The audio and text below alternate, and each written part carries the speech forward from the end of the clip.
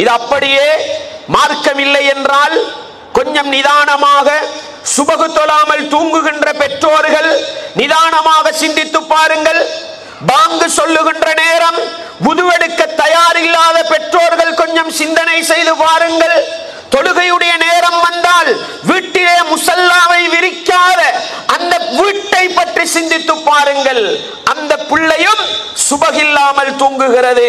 அந்த பிள்ளைக்கு இது சுபகு தொழுகிற நேரம் இல்லை என்ற அறிவை கொடுத்தது யார்? அந்த தாயும் அந்த தந்தையும் அல்லவா? பாங்கு சொல்லுகின்ற நேரம் ஹய்யா அலஸ் ஸலாஹ், தொழுகைக்கு வாருங்கள் என்று அழைக்கிற நேரம் தொழுகையை புறக்கணிக்கின்ற பெற்றோராக இருந்தால், நீங்கள் புறக்கணித்து விட்டு போனால் நீங்கள் அல்லாஹ்விடத்திலே பதில் சொல்லிவிடலாம். ஆனால் நீங்கள் தொழுகையை புறக்கணிக்கிறீர்களா? உங்களை பார்த்து அந்த பிள்ளை தொழுகையை புறக்கணிக்கிறது என்று சொன்னால் அந்த பிள்ளையின் வாழ்க்கையை நாசப்படுத்துவது யார்?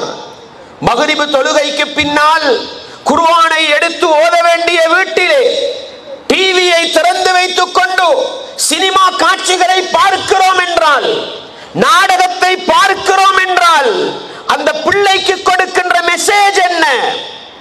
அந்த பிள்ளைக்கு கொடுக்கின்ற தகவல் என்ன? சில நேரம் நம்ம என்ன செய்வோம்? பிள்ளைகளை பார்த்து இந்த பாரு நீ குர்ஆன மூடக்கூடாது என்று சொல்லி அவர்களை குர்ஆன கையில கொடுத்துட்டு நம்ம டிவிக்கு முன்னால் அமர்ந்திருப்போம்.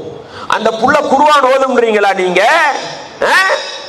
என்ன மாஷா அல்லாஹ், நம்ம நாடகம் பார்த்தாலும் படம் பார்த்தாலும் நம்மட புள்ள குர்ஆன் ஓதும் நினைக்கிறோம். உங்களுடைய அச்சம் இருக்கும் வரையிலே, உங்களுடைய பயம் இருக்கும் வரையிலே அந்த பிள்ளை குர்ஆனை திறந்து கண்ணை வைத்துக் கொண்டிருந்தாலும் உள்ளம் முழுக்க நீங்கள் பார்க்கின்ற நாடகத்திலும் சினிமாவிலே தான் இருக்கும். அந்த பிள்ளைக்கு விளக்கம் வருகிற காலத்திலே என்னுடைய தாய் நாடகம் அல்லவா பார்த்தால், என்னுடைய தந்தை நாடகம் அல்லவா பார்த்தார், நானும் அதையே பார்க்க வேண்டும் என்ற நிலையில் அந்த பிள்ளைக்கு இந்த சீரழிவை அனந்தரமாக கொடுப்பவர்கள் யார்?